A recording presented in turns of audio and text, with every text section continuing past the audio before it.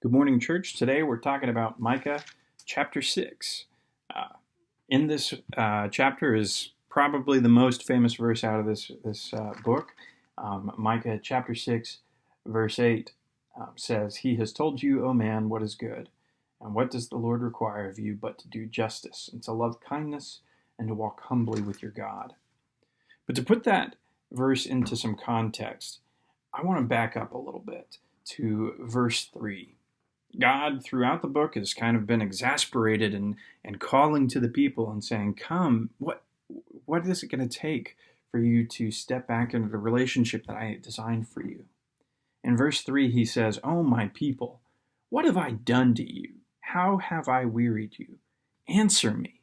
And then he goes through all these things that he's done for them. "I brought you up out of the land of Egypt, redeemed you from the house of slavery, sent before you Moses, Aaron, and Miriam, all these kings who were protected against." There's just, God has done thing after thing after thing.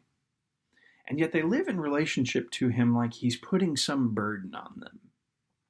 Have you ever been in, if you're married, you might have done this with your spouse. Have you ever been in a relationship with somebody and they say something and they maybe say it just casually? It's kind of a throwaway comment, but it's a criticism of you or something that you've done, a meal you cooked, the way you cleaned the house or didn't clean the house, or did this thing or did this thing or didn't do this other thing.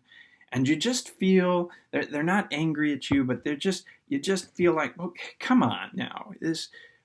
I don't want another thing to have to do to please you. I keep trying to get, I keep trying to get your love, to earn your respect, to be the person you need me to be, but you keep pushing me away, or you keep saying I'm just inadequate. Another demand, another thing, and it can just weigh on you. And maybe that's what some of the people of Israel were saying about God is, we keep trying to follow, these 613 laws and make all these sacrifices. And it turns out that we're still getting beat up by Assyria and Egypt, and all of our neighbors hate us. And where's God in all of this? We just keep trying and trying. And it turns out that what God is saying is, you are doing a whole bunch of work. You're doing thing after thing after thing to try and earn my love. But I'm not trying to get you to earn my love. I'm not trying to get you to work harder. I'm trying to get you to see what I want is you to live in relationship with me. I'm trying to get you to see I want you to trust me and to be filled up with my love, and then let that spill out onto the people around you. To do justice, to love kindness, to walk humbly with your God. Those aren't things that you have to work at if God's filling you up with his justice and filling you up with his love. There's no pride in that. That's just God giving you and giving you and giving you himself over and over.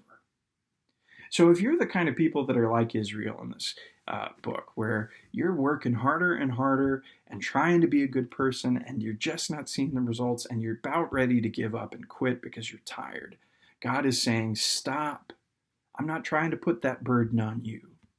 All I want you to do is to learn to love me, to seek after me, to be passionate about me. Live in light of that relationship, and you'll find rest and peace, and you'll walk with your God.